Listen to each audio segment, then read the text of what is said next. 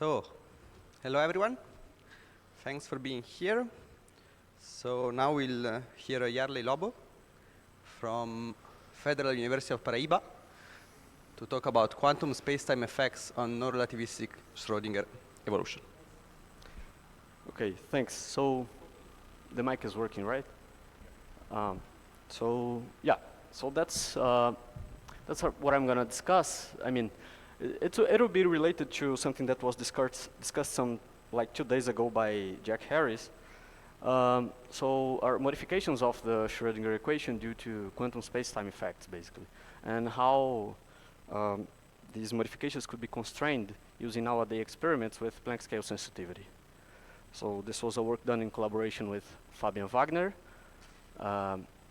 Gislaine Varão, who's here at the audience, and Valdir Bezerra, both from the Federal University of Paraíba. Okay, so first of all, I'm going to talk about the general problem of quantum gravity phenomenology. So how to connect quantum gravity models, or let's say the intuition of quantum gravity, with experiments that are done and interpreted using nowadays physics. So the standard physics that we already know very well how it works. I'm gonna talk about some ways to introduce these corrections into the Schrödinger equation and show that they are compatible with each other. And discuss some applications, just 2 examples, and then extend this analysis to the case of a rather more, let's say, exotic way of modifying these equations by using fractional tools. So first of all, let's just remind again the memory of Bronstein, Matvei Bronstein, who kind of ignited the area of quantum gravity in a certain sense, in which it was studied that if you impose some uncertainty conditions for the metric tensor, for the fields of geometry, then you'd get the emergence of the idea of a quantum spacetime. So something that came out quite naturally in this approach was the idea, or at least not, I mean, you could start guessing the existence of a kind of a fundamental minimal length for spacetime geometry. So basically, when it was analyzed, the kinematics of particles, the effective kinematics of these particles in such spacetimes, one would see that Bronstein showed that the kinematical modifications could be cast in the form of modifications of the geodesics, which also could be interpreted as modifications in the precision in which momentum of the particle would be measured in such quantum spacetime. So in this paper, it introduced a kind of generalization of Heisenberg uncertainty principle due to a term that is due to quantum gravity. So you would have a usual h over h bar over x as a source of uncertainty for the momentum of the particles, and then you would get extra terms due to the effect of a quantum spacetime on the motion of the particle, basically. V is the volume, is a volume element, is a volume parameter of the specific model that he analyzed. It was a test body that had a volume V. So, I mean, as the source of the spacetime. So, basically, since we don't have a complete theory of quantum gravity in a sense of actually being tested experimentally, we could have we have some intuitions based on theory of what a spacetime, quantum spacetime should be. So, for example, this idea of Bronstein has been later extended and developed in the form of from loop quantum gravity, in which you'd have, in fact, a fundamental quantum geometry of spacetime. You could also think about this of having a kind of a fundamental length if you think about a limitation in the resolution of spacetime in other or in any quantum gravity theory. So this is a kind of an intuition that comes out after these decades studying quantum gravity effects. Basically, the phenomenological way to describe this extra source of uncertainty in position is through very simple here modifications of the Heisenberg uncertainty principle, where you'd have a sort of correction here that would be proportional to the Planck scale effects, or the scale of quantum gravity in general of your model, but you'd get some corrections. How is this could be connected with the kind of experiments or the kind of studies that are being described here in this workshop is that usually you map these phase space variables into other variables, and then you insert this information about the modification of the Heisenberg principle into a modification of the Schrödinger equation. So then, in the end of the day, you get a modified Schrödinger equation that you are going to study. So this would mean that the foundations of quantum mechanics would need to be, this is an indication that quantum mechanics would need to be kind of, at least the dynamics, corrected due to quantum gravity. So if you are going to unify gravity and quantum mechanics would also need to be corrected to take into account that the space-time itself in which the theory is defined is going to have a non-trivial property, some non-trivial properties. So the quantum part would need to be corrected. But what about the space-time geometry? Does it make sense to talk about geometry at all? Does it make sense to talk about a Riemannian geometry with a 4D description, etc.? And if it doesn't make sense, how is this transition from the Riemannian world to this quantum geometrical world? So one expects that the information about the geometry would be imprinted into the kinematics of particles traveling in this geometry. So actually, it is expected, and it also, in fact, derived from other theories of quantum gravity, that particles could travel through space-time, and then they would be like a microscope, work like a microscope to probe the non-trivial properties of such quantum space-time, of such space-time. So this doesn't come just from an intuition, just from a matter of words, but in fact from approaches to quantum gravity. This is a kind of a more technical thing, but it is possible to describe effects of quantum gravity through some approaches that try to derive some effective solutions of modified general relativity in some sense, which is an approach called polymerization. This introduces some deformations in the algebra that describes the equations of GR. So I'll just put here some equations to describe.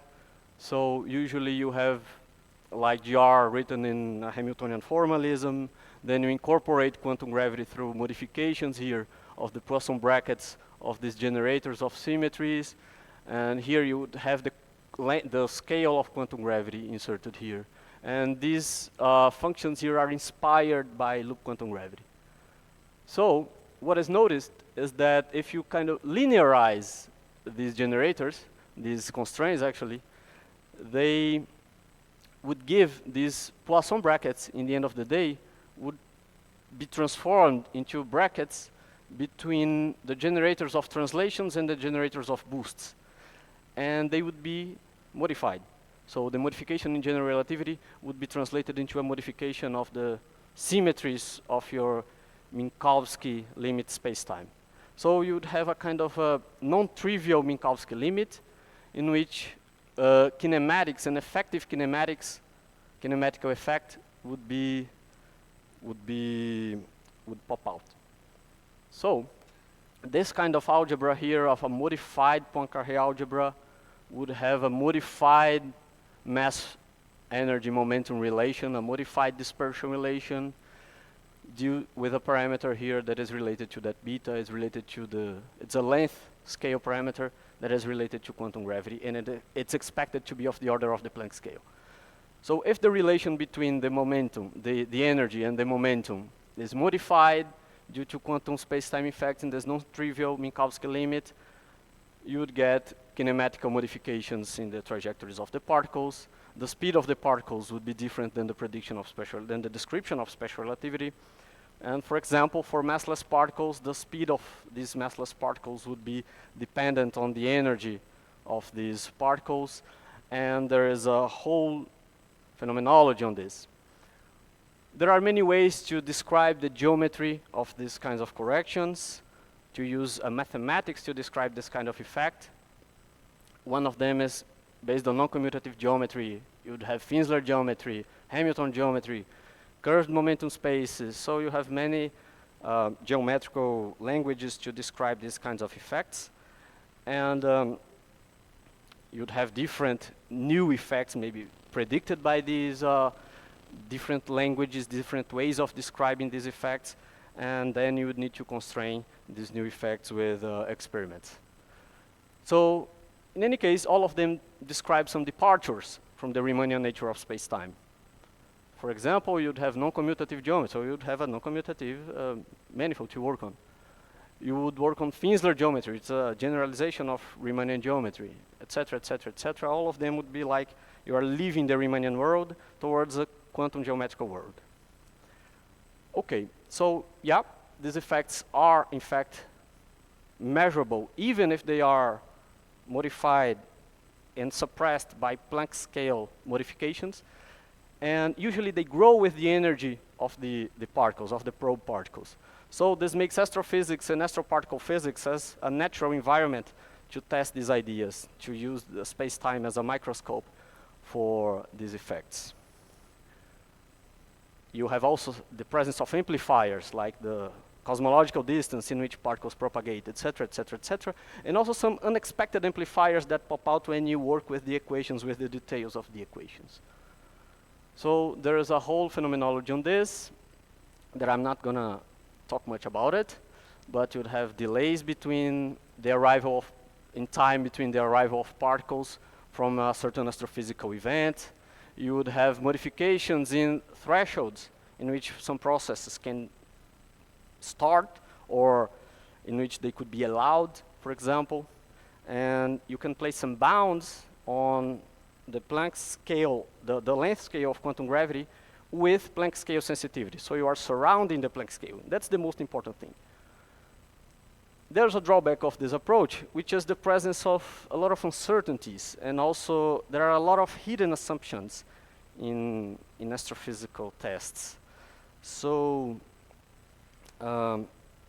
it's important in this scenario to keep kind of surrounding the Planck scale and continue the exploration and continue to study these effects. But the bounds themselves, I believe that they need to be seen with a bit of skepticism, but it's important to keep surrounding the Planck scale. This issue about these hidden assumptions and the control of the uncertainties is solved in a certain sense and is alleviated by tabletop experiments. So that's why I'm going to talk a bit about this and show that surprisingly, although these effects tend to grow with the energy, there is a balance here of uncertainties and presence of unexpected amplifiers that make even low energy probes as interesting to test quantum gravity with Planck scale sensitivity. So let's go to the infrared. So as I mentioned, these quantum space-time effects, as we have been discussing for this week, would modify quantum mechanics, etc. And also, as I was discussing, the geometry of space-time and their symmetries and everything. So how could these approaches be connected? How could you connect modification in geometry with modification in quantum mechanics? So, well, it's quite simple, basically. If you have a modified dispersion relation, for example, using this very, very, very simple toy model of a modification of the dispersion relation, if you go to the non-relativistic limit and you perform a first quantization, of course you would get, if there is a reminiscent of the Planck scale in the dispersion relation, you would get a modified Schrödinger equation. On the other hand, from a dynamical point of view, these dispersion relations also may come from a modified field theories, like in the context of extensions of the standard model of particle physics. So, and the dispersion relation should come from the geometrical optical limit of this field theory. So, also from a dynamical point of view, you could derive a Schrödinger equation from a field equation, let's say, in this modified scenario. Okay, so we're going to explore these ideas and check what kind of things we derive, basically. So basically, what we have is that if we think here in terms of this diagram, you'd have like the Newtonian world, a Newtonian dispersion relation, Newtonian equations in general, and if you turn on C, if you make C finite, or turn on 1 over C, you would get special relativity. So you have, and you get also the opposite from special relativity, the Newtonian world in the opposite direction. So now we turn on L being the length scale of quantum gravity, and you derive a modified dispersion relation. That's what we discussed in the last slides. So what if we do the way back? So not necessarily turn off 1 over C, but consider C to be very large. What do we find? We would find kind of modified Newtonian dispersion relations. So this is a very wide, let's say, and general expression to describe all the models, all the possible models that has these approaches. So each polymerization that you'd like, each theory of quantum gravity that predicts this kind of dispersion relations that you work on. We'll have different parameters here, A and M, and could be labeled by these 3 parameters here, dimensionless parameters. And these are corrections that grow with momentum, energy, and mass. So this is for all the models are contained into this kind of expression. And here I'm working just with first order corrections in the Planck length, because usually you could have like powers here of the Planck length, but we don't have sensitivity to reach higher powers here of Planck length. But basically, you'd have this kind of expression. This is in general what happens. And this could be kind of organized here in this diagram, because usually the ultraviolet regime, the regime of astrophysics, is worried about corrections that go with energy or momentum dependence with the cube that grows as the cube power, with the third power, because they want these effects to grow with the energy. In the non-relativistic limit, on the other hand, you have a clear difference between energy and momentum, which is not the case in high energies. So it's important to distinguish energy and momentum. And for the infrared, the corrections that are most important, actually, are those that are linear in the momentum. These are the ones that are important. Why? Because the Newtonian expression would go with k squared divided by 2m. So for low k's, linear k's are important, are the most important ones. So that's how these kind of expressions emerge, and that's basically the kind of scenarios that we're going to work. So what we're going to do is to perturb these expressions to very large c's and pick the leading order terms. Another hypothesis here is that we're going to keep Planckian quantities fixed, because in any case, Planck length is super small in comparison to the length scales of your problem. So we keep it fixed and just perturb 1 over c. And we also are going to work with a metric that the spatial part does not depend on time, since we do not want to deal with issues related to particle creation and time-dependent Hilbert spaces, etc., etc. So we're going to stay at this static limit. So basically, what we are going to do, just to, let's say, simplify this issue, is that we build like a foliation in space-time. We have 2 vectors here. We have one that is responsible for generating corrections in the dispersion relation, and which we call D. So it generates those extra terms in the dispersion relation, those non-quadratic terms. And we have a gamma prime that defines a foliation in the Newtonian world. So this should be gamma prime, actually. Gamma dot, not D. So in principle, they are different vectors, right? So the vector that defines Lorentz violation and the vector that defines your Newtonian time. So in general, we also took that into account and put everything into the difference, into a new vector field defined by the difference between them. So it measures basically the velocity difference between the lab frame and the Lorentz violating frame. Well, just to put in some equations, just to check a bit on that, we have that this would be the general form of a modified dispersion relation, like this. So everything is into the C, let's say. So if you want to work with a modified Klein-Gordon equation, the modified Klein-Gordon equation, which in the Eikonal limit gives the modified dispersion relation, has the same form of the dispersion relation in general. Where this D, we already considered also a minimal coupling with the electromagnetic field.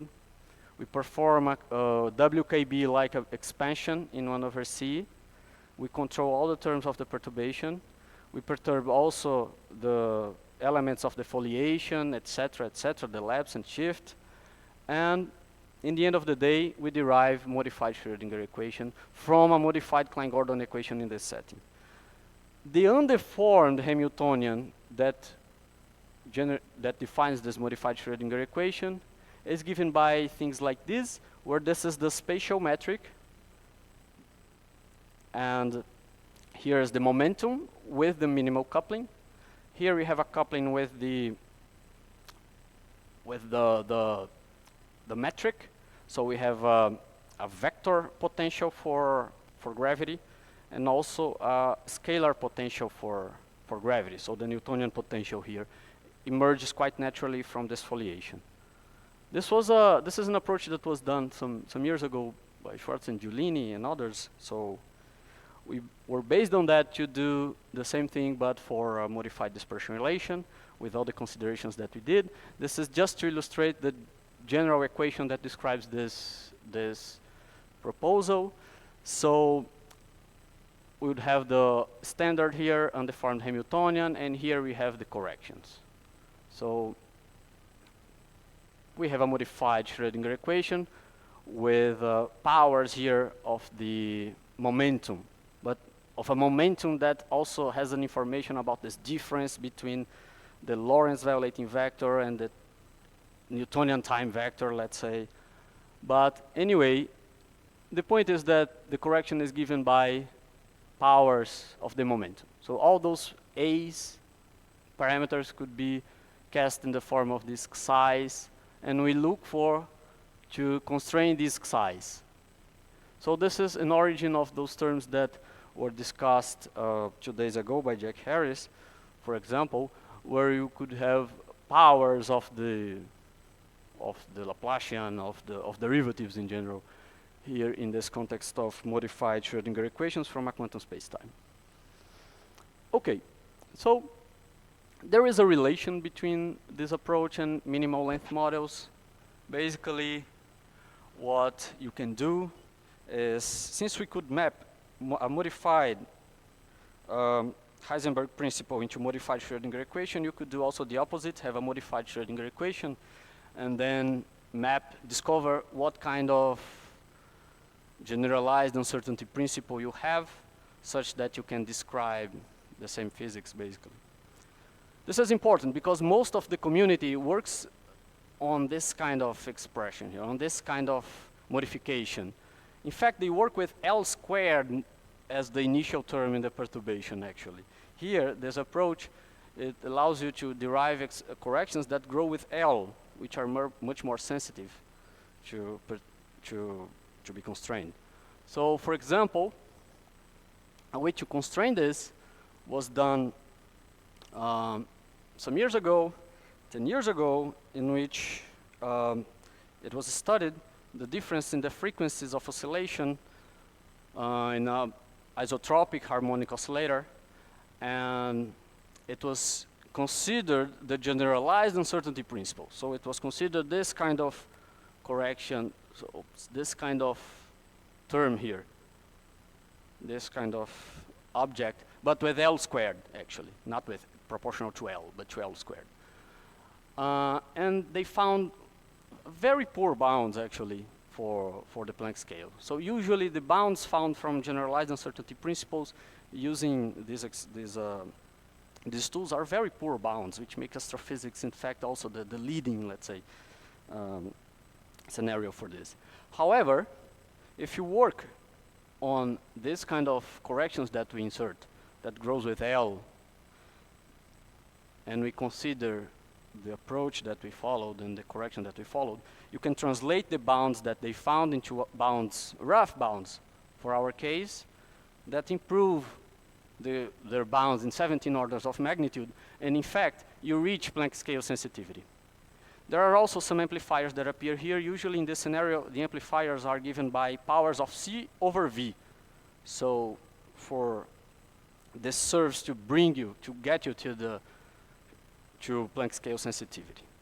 So basically, we are constraining these kinds of corrections here, Xi1, Xi2, Xi3, looking at those experiments, looking at shifts in the frequencies, and we are able to set some constraints to, or at least roughly some constraints to the Planck scale.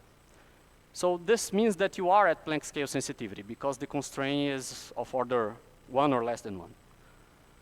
Okay, so this is very good. This actually improves some previous bounds found from Amelino Camellia and others in 2009 that looked for cold atoms, which place constraints in this kind of Xi1, which grows with P, to be less than of order 1. So we are going 1 order of magnitude below. This means that, in fact, non-relativistic experiments are competitive in quantum gravity phenomenology.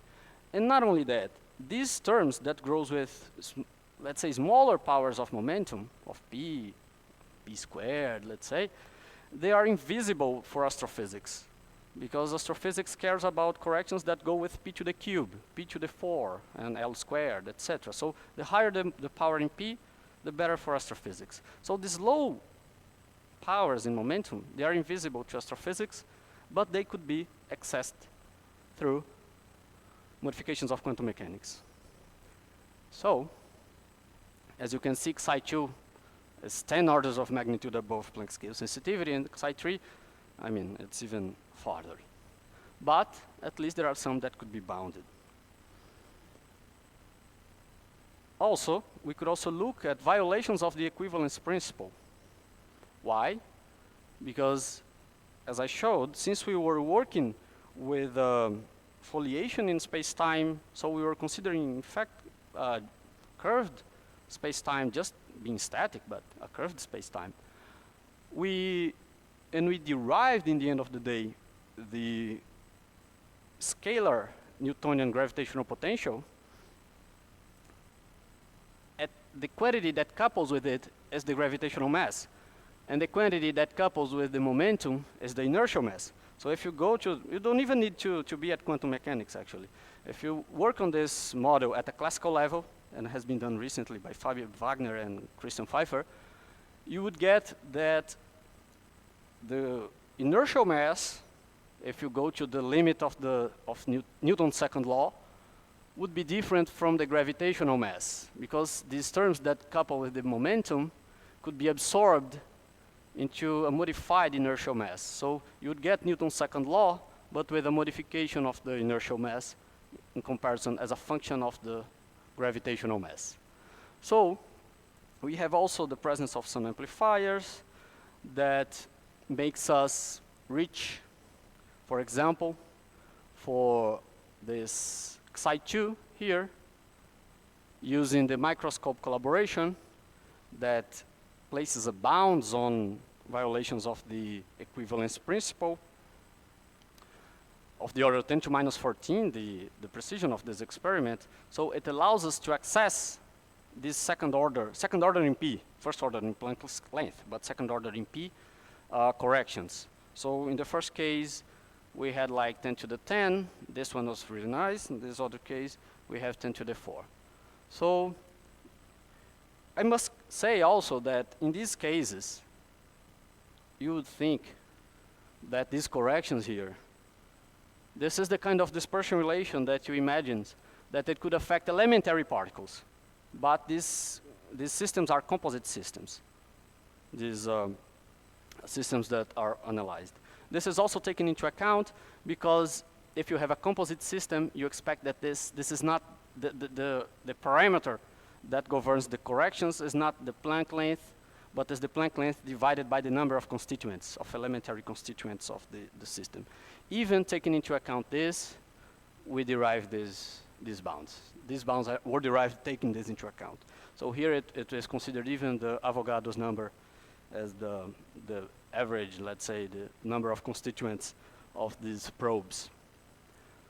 So this is this has been done, as we discussed, for those integer powers in momentum, and which is usually how things are studied.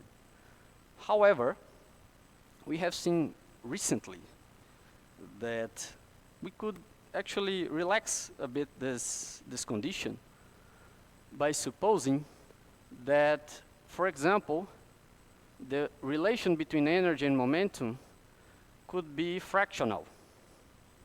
So it not necessarily needs to be given by an integer number, the power of the momentum, but it could be fractional.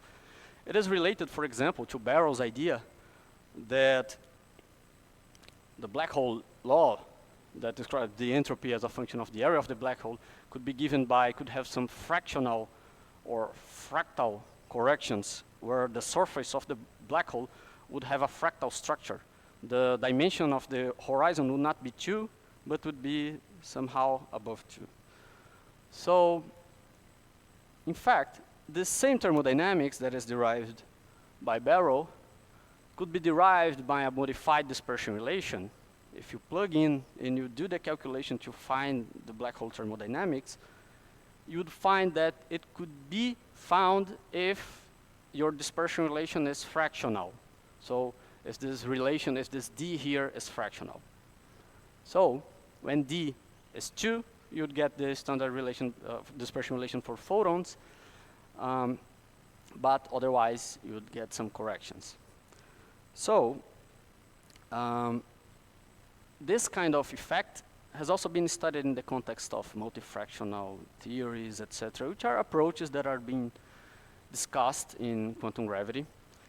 And also the community of gravitational waves, when they study modified dispersion relation, usually it is considered the power of the momentum, the relation between energy and momentum, could be fractional, and then it's constrained this kind of power. So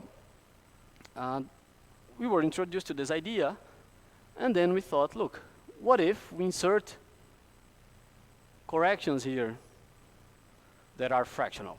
Okay, this would be a kind of drastic extension, but let's see what we get. Also, another thing is that sometimes corrections of general relativistic equations, etc., due to quantum gravity, sometimes they come as a form of fractional powers of the Planck length. So like square root of L, or L to the 3.5, etc. So we also inserted this possibility here for Planck length and also for the powers here in mass and momentum. So basically, what we'd get is a dispersion relation in the non-relativistic limit that has this form here, basically, with P as a fractional, with alpha as a fractional power. And obviously, if you follow the same approach, you would get, if you quantize, etc., what you'd get is a fractional Schrödinger equation, where you have a fractional derivative here. And in fact, this is related to an area which is fractional quantum mechanics, which was discovered by Nikolai Laskin by the 2000s. So, and also you have also obviously some techniques for dealing with fractional calculus, etc. But you could have this kind of terms. You don't even need to be actually with fractional powers. For example, if alpha is 1, you'd have here already a Laplacian to 1/2. So you'd already be in the realm of fractional quantum mechanics if you take those modifications very seriously. So you would already need to consider this kind of scenario of fractional quantum mechanics, even in this case. And we explored what this means. Okay.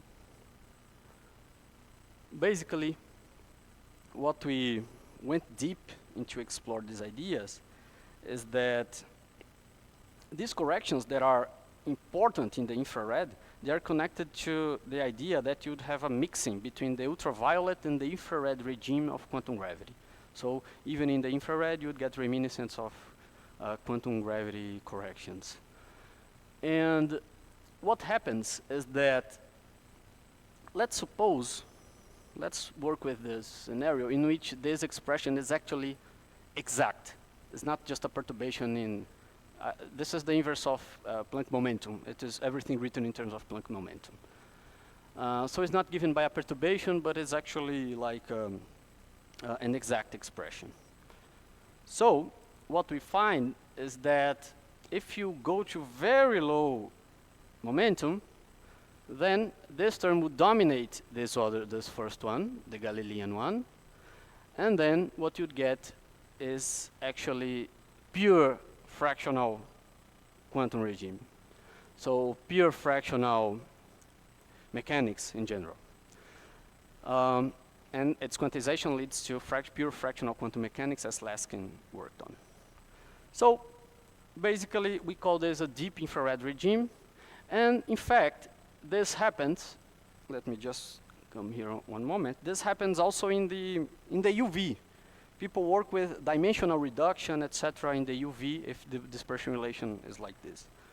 So we find that if we translate that to energy and temperatures and work, for example, with a Bose-Einstein condensate and look at the lowest temperatures achieved in this quantum systems, we could derive, let's say, this regime would need to be at a temperature that is much lower than this quantity here, which would be like a ceiling of temperature.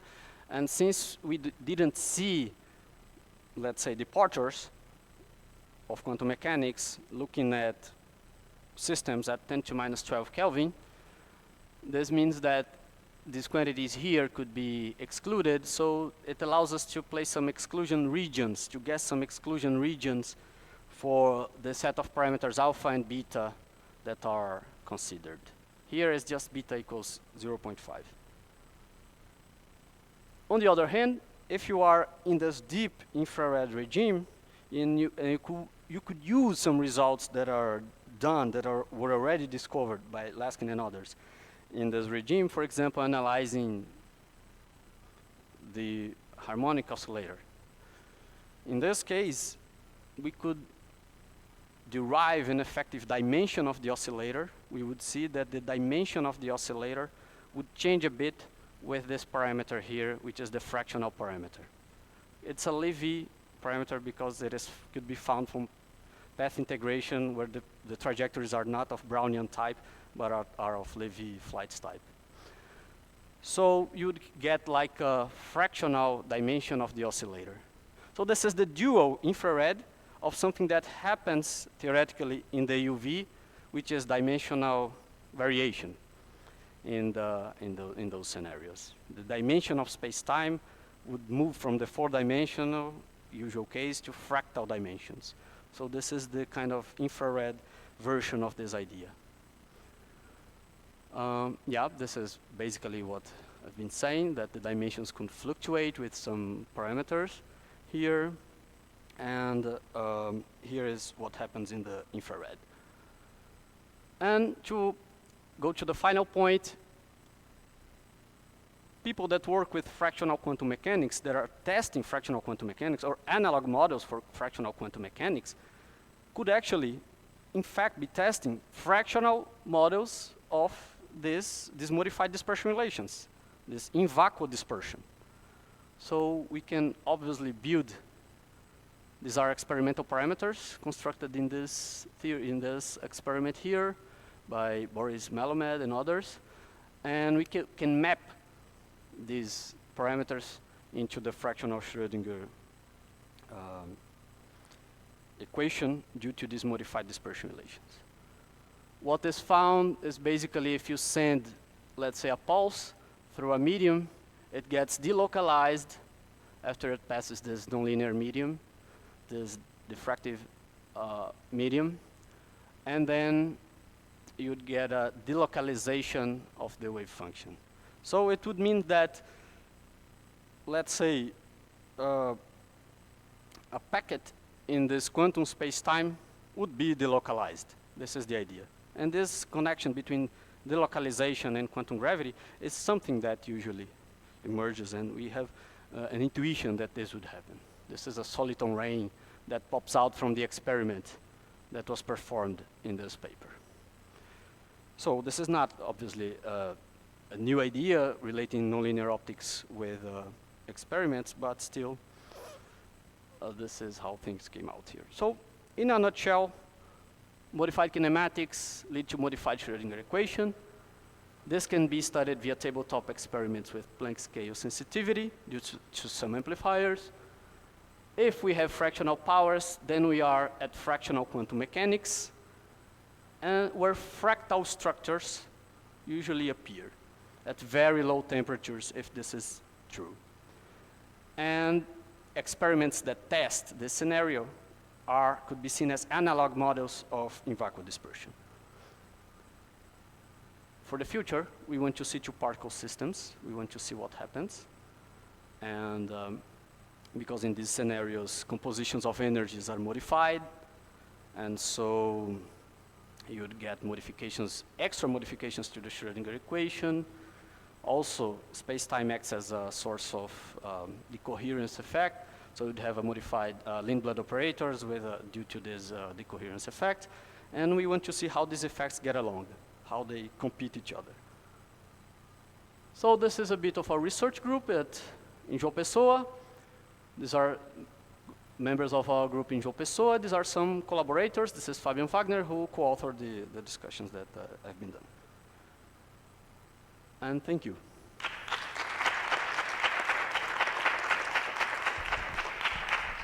All right, questions?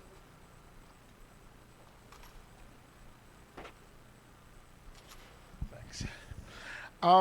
Since you sort of cited as a motivation the calculation of Bronstein, can you go back to that slide? Just sort of, I have a question and a comment. Yeah, sorry, this is the beginning, but I want to say it because it's important. Yes. No, the next slide. Yeah. Yeah, the usual quantum mechanical H and the one associated with the gravitational field produced by the test body itself because of its recoil due to the measurement. Bronstein never actually sort of, I mean, he talked about space-time geometry, but the calculation had nothing to do with violations of uncertainty in position momentum due to geometry. It had to do with position and momentum violations due to the detector system entanglement, because inertial mass equals gravitational mass. So I mean, I think that it doesn't really provide a motivation for what you're doing, because it's a very different thing. This is not the geometry of space-time. This is the response of the detector, which is the problem. And that probably cannot be encoded in this kind of uncertainty relation. Sort of as a question, I mean, you mentioned gravitational wave phenomenology, but now we have sort of limits on the speed of light versus the speed of the gravitational wave, and they're starting to be very tight. Wouldn't additional uncertainty relations because of the geometry of space-time also be affected by these limits? Yes, they would. And in fact, the difference is tight, but you need to see that, let's say, if you have a difference that is proportional, let's say, to the Planck length multiplied by the energy or the frequency of the waves, then the quantum gravity correction would be very small. So you would not be exactly at Planck scale sensitivity in this kind of experiment. The bound would be far from the Planck scale. Could be due to other effects, but due to quantum gravity, if you expect that quantum gravity is corrected by the Planck scale, then you would still be far. So my question is more related with your idea, or the idea of testing the space-time foam with energetic particles, cosmic rays. So if I understand correctly, the idea is if this particle is very energetic, from our point of view, the wavelength would be small enough in order to test this foam, right? So high energy particles would feel differently, will move or evolve differently from low energy particles. Is that correct? Yes. Okay. What I don't understand is how could you explain this idea from the point of view, say, if the cosmic particle is massive, if you sit on the particle, the wavelength is not small because the energy the energy is small, it's just the mass. The wavelength is large. So this, how could you explain from this point of view the fact that this particle would feel this space-time foam? Well, so in fact, what you have, I mean, even if you have the most energetic cosmic rays, let's say, for example, that goes with, as primary particles, that goes to energies up to 10 to 21 electron volts, for example, you are still 7 orders of magnitude from the Planck energy, which is 10 to 28 electron volts. Yes, so what happens is that, let's say, for massive particles, so they don't travel, let's say, we're not looking at we don't know where's the origin of them because they're charged. So it's not the distance that matters, it's the interactions themselves. So what happens is that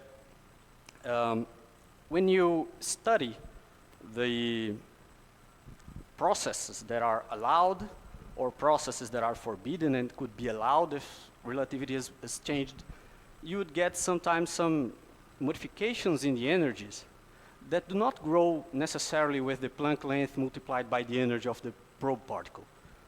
Usually, you get some extra terms that amplify the effect.